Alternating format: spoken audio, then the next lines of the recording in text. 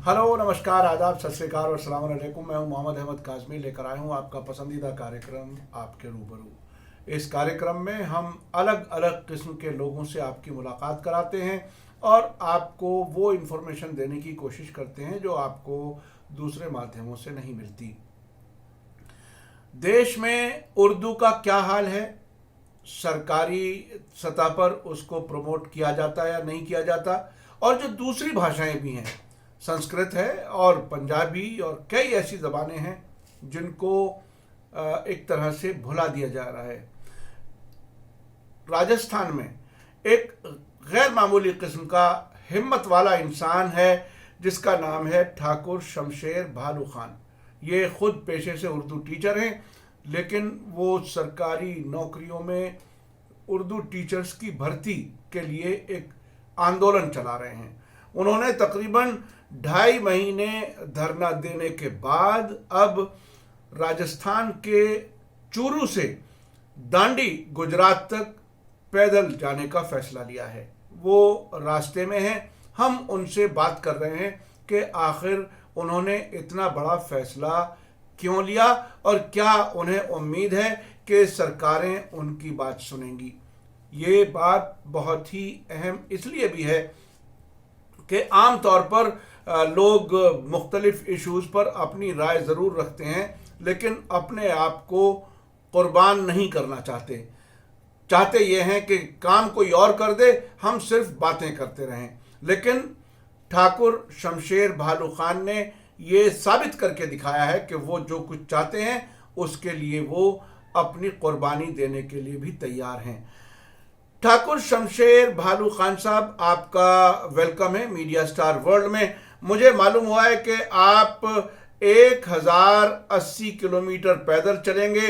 हर दिन तकरीबन 40 किलोमीटर आप पैदल चल रहे हैं, 40 से 50 किलोमीटर, और तकरीबन 1 महीने में आप पहुंच जाएंगे दांडी।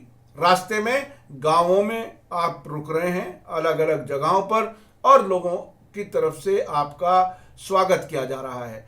हर एक बस्ती से दूसरी बस्ती तक पहुंचने के लिए आपके साथ सैकड़ों लोग इकट्ठे हो जाते हैं। ये गैर मामूली किस्म का आपका ये फैसला है।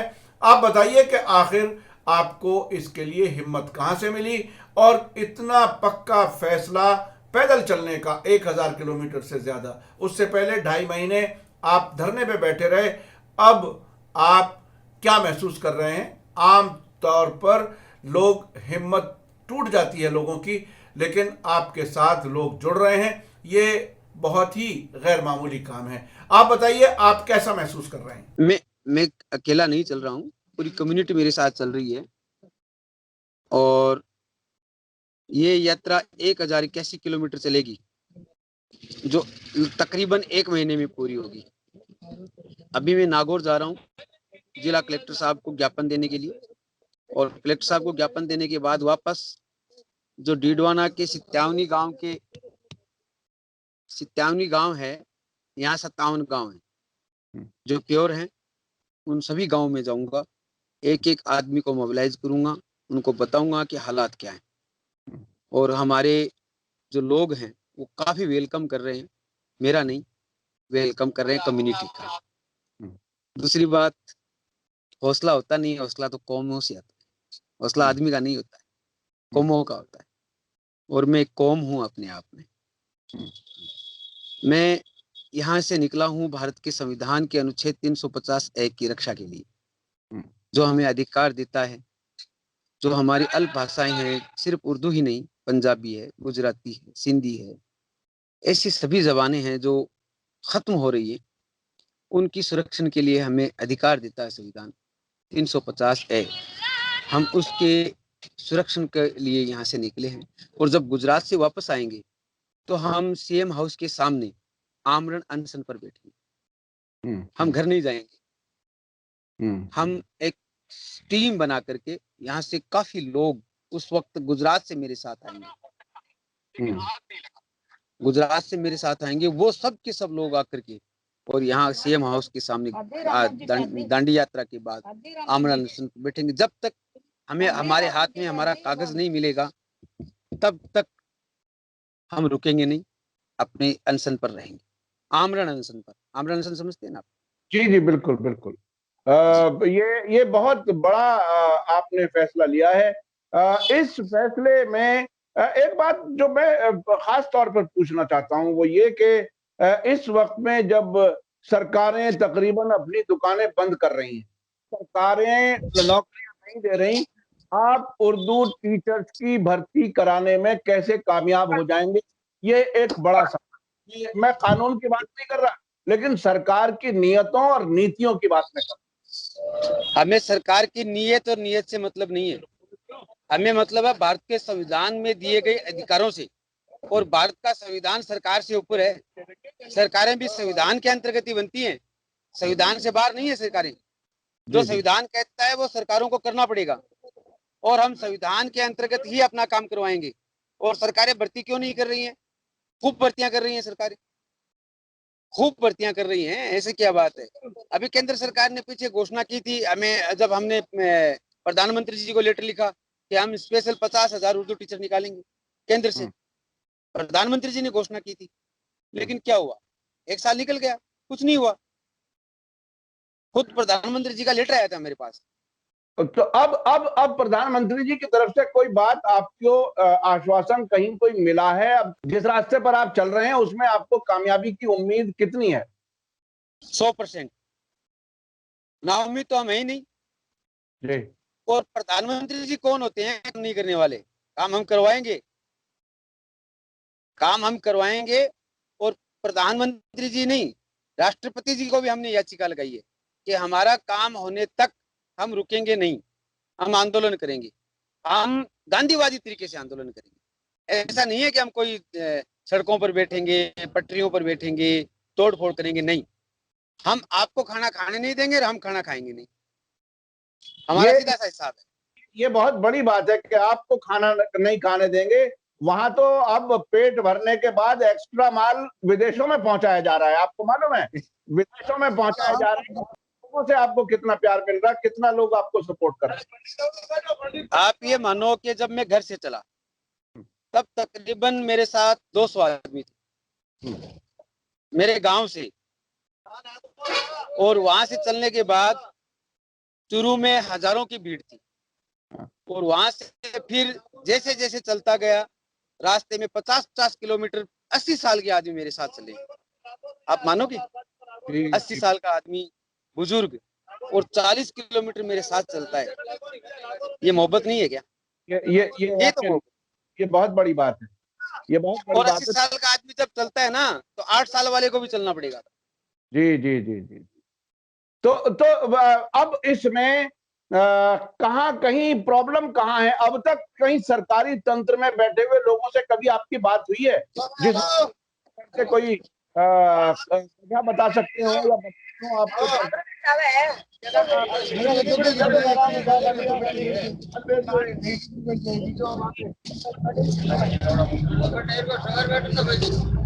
आश्वासन मिले हैं, हम्म, आश्वासन मिले हैं, और हम किसी हाल में किसी आश्वासन पर कोई भरोसा नहीं करते। हमें सीधा कागज चाहिए, एक सिर्फ 4 लाइन का लेटर कि 13/12/2004 का जो नियम है भारत के संविधान के अनुच्छेद 350 के संरक्षण के लिए, सिर्फ उसकी रक्षा के लिए एक 4 लाइन का लेटर वो निकाल दे कि हम इसको एक्सेप्ट करते हैं और लागू करेंगे। बस, हमें कुछ नहीं चाहिए। और दूसरा है, जो हमारे मदरसा पैरा टीचर हैं, चाहे वो गुजरात के हैं, चाहे वो मध्य प्रदेश के हैं, चाहे वो उत्तर प्रदेश के हैं, चाहे वो राजस्थान के हैं, उन सबको एक 3rd ग्रेड टीचर के बराबर का दर्जा दिया जाए। अच्छा, क्या आपने कभी जयपुर जाकर के भी कोई आंदोलन किया है इस यात्रा पर निकलने से पहले? मैंने जयपुर नहीं, पूरे राजस्थान में एक दिन में हर महीने में एक डेट निश्चित की थी, 16 तारीख, 3 महीने तक, कि हर तारीख को हम हर ब्लॉक से सरकार को ज्ञापन, और हमने 3 महीने तक लगातार ज्ञापन दिए। उसके बाद भी सरकार ने कहा हाँ करेंगे, हाँ करेंगे। शिक्षा मंत्री जी ने वीडियो भी जारी किया था, लेकिन कुछ नहीं हुआ। वीडियो जारी करने से क्या होता है? ऑफिशियल लेटर चाहिए हमें, अच्छा, ठाकुर शमशेर भालू खान साहब, बताइए कि राजधानियों से दूर रह करके आप नेशनल लेवल पर पाएंगे क्या?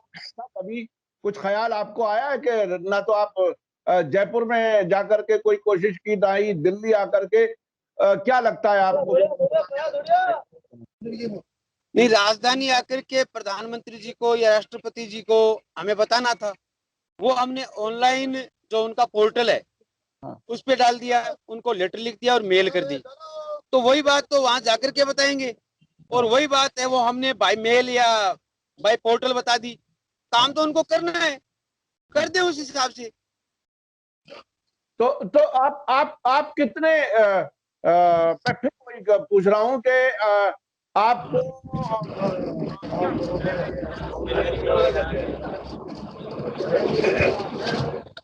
मेरा सिर्फ एक ही कहना है सर, हाँ, ये एक दांडी यात्रा है ना, ये सिर्फ और सिर्फ उर्दू के लिए नहीं है, ये सभी जबानों के लिए। पहली बात तो ये है। दूसरी बात ये है कि हम दिल्ली क्यों जाएं? जब वोट लेने के लिए हमारे पास दिल्ली वाले आते हैं, हाँ, तब हम वोट डालने दिल्ली जाते हैं क्या? हाँ, हाँ, तो वो हमारे पास क्यों नहीं आ सकते? हम वोट डालने के लिए जयपुर जाते हैं क्या? हाँ, तो वो हमारे पास क्यों नहीं आ सकते? जी जी जी, ये बड़ी बात कही है। ये आम तौर पर लोग नहीं समझते। लोग ये समझते हैं कि हमें उनके दरवाजे पर जाना है। जी, जब वो वोट लेने हमारे दरवाजे पर आए तो हम अब उनके दरवाजे क्यों जाएं? हाँ, तो ये बहुत बड़ी बात है। अगर जनता में अपना आत्मसम्मान की बात इतनी आप लोगों को बता सकें और समझ सकें, तो मुझे उम्मीद है कि वाकई सरकारों को जनता के दरवाजे पर आना पड़ेगा। लेकिन आपको अब तक कहीं से कोई सरकारी तौर पर कोई आश्वासन, कोई चीज कुछ हुई? आश्वासन मिले, हाँ, लेकिन हम आश्वासन से नहीं मानेंगे। हमें कागज चाहिए। हमें आप बोल के कुछ मत दो, आप हमसे नफरत करो, आप हमें जेल में डाल दो, लेकिन हमें कागज दे दो। ये बहुत है। आपने बहरहाल अपना इरादा पक्का रखा है। हम उम्मीद करते हैं कि आपको कामयाबी मिले। और चूंकि सियासी किस्म के जो लोग होते हैं वो बहुत सी बातें करने के लिए हमेशा तैयार रहते हैं, लेकिन आपका पक्का इरादा देखते हुए हमें ये उम्मीद है कि शायद सरकारें कुछ आपकी बात सुने और सरकारें जनता के दरवाजे पर पहुंचे। ये एक बड़ी बात होगी अगर आपका ये इरादा मजबूती से बढ़ता गया और लोगों के साथ, लोग आपके साथ जुड़ते गए। ये कुछ तकनीकी खराबी की वजह से हम ज्यादा लंबी बात नहीं कर पा रहे, लेकिन हम फिर इस यात्रा के आखिर में आपसे फिर बात करेंगे। ठाकुर शमशेर भालू खान साहब, बहुत बहुत शुक्रिया आपका। पूरे देश के लिए ये संदेश आपका हम कोशिश कर रहे हैं पहुंचाने की, और मुझे लगता है कि उर्दू के चाहने वालों को, बल्कि देश की अलग अलग भाषाओं के चाहने वालों को भरपूर मत मिलेगी। इसी के साथ मुझे दीजिए इजाजत। धन्यवाद, शुक्रिया। जय भारत, जय हिंद।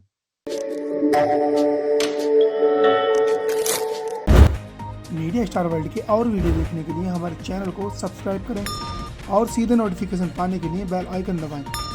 और अगर हमारी खबर सच्ची और अच्छी लगे तो अपने व्हाट्सएप, इंस्टाग्राम, फेसबुक और ट्विटर अकाउंट पर जरूर शेयर करें।